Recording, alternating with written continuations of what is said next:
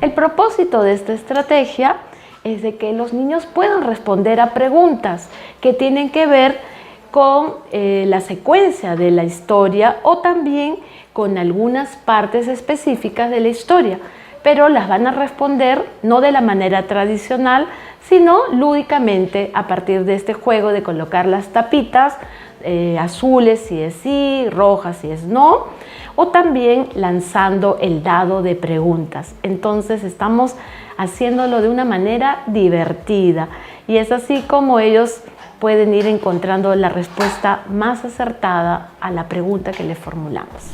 Esta estrategia es muy divertida porque ayuda a los niños a pensar, ¿no?, y a dar una respuesta. ¿Será sí? ¿Será no? Para ello vamos a necesitar tapitas de colores, de 2 colores. En este caso hemos escrito una pregunta, como por ejemplo, ¿el Principito se encontró en la tierra con una serpiente? Entonces él tiene que recordar parte de la historia y ¿será sí o será no? La respuesta es, ¿qué dicen ustedes? Sí, se encontró con una serpiente. Entonces coloca la tapita azul que corresponde a sí. Los sí son los azules y los no, los rojos. Y así vamos a ir dándole diferentes preguntas, ¿no?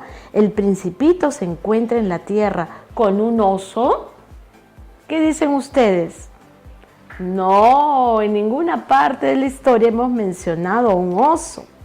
Algunos niños, ¿qué sucede acá? Algunos niños dirán que no y otros sí, porque ellos de repente su imaginario está en los animales que vio el Principito y bueno, confundieron el oso con el zorro, en fin. Entonces utilizamos este momento donde hay 2 respuestas, sí y no, para volver a preguntar. A ver, recordemos, ¿en qué momento se encontró el Principito en la tierra con un oso? ¿Solo se encontró con una serpiente o también con otros animales? Entonces podemos ayudarlo a recordar la historia. Y algunos niños dirán, no, se encontró con el zorro, no se encontró con un oso. Y podemos ir viendo también, recurriendo a la historia para que ellos puedan ir viendo en las imágenes, ¿no? ¿En qué parte está que se encontró? Ah, se encontró con un conejito, ¿no? Subió una montaña, se encontró con una serpiente, pero no encontramos dónde está el oso. Y entonces podemos nosotros confirmar que la respuesta correcta es no, pero estamos usando varios recursos. Igualmente acá, el Principito se encontró en su planeta con una flor. Sí, ¿no es cierto? Entonces algunos niños, ¿qué harán? Sí, dicen, pero se equivocan y cogen la tapita roja. Y le decimos, a ver, recuerden, cuando decimos sí, ¿qué color es el que tenemos que utilizar para marcar la respuesta? Y los niños, el azul, porque acá dice sí y el rojo es para no, ¿no? Entonces están reconociendo ya algunas palabras como sí y no. Entonces se pueden dar estas pequeñas confusiones, ¿no? Pero la idea es que aprendamos del error y así podemos ir contestando todas las preguntas, ¿no? Acá tenemos 6 preguntas, como el Principito se encontró en la tierra con una montaña. ¿Qué dicen ustedes? Sí, muy bien, se encontró. ¿Y el Principito se encontró en la tierra con un lobo? Sí, lo acabamos de ver en el libro. ¿Y el Principito se encontró en con una vizcacha? ¿Con una jirafa se encontró con una vizcacha? Podría ser que sí, podría ser que no. Entonces, miren, tenemos ahí por eso 6 tapitas del color rojo y 6 tapitas del color azul. O sea, de la cantidad de preguntas, la misma cantidad de tapitas de cada color para que puedan ellos elegir las alternativas correctas. Ahora, estas preguntas en realidad tienen que ver con los animalitos que se ha ido encontrando, con los elementos en los que el Principito se ha ido encontrando durante todo su recorrido por los planetas, ¿no? En sus viajes imaginarios. Pero también las preguntas clásicas que nosotros hacemos: ¿qué fue lo que más te gustó? ¿En qué lugar sucede la historia? ¿Cómo termina? ¿Quiénes son los personajes? ¿Qué parte de la historia cambiaría? La podemos realizar, esas preguntas las podemos formular, ¿no?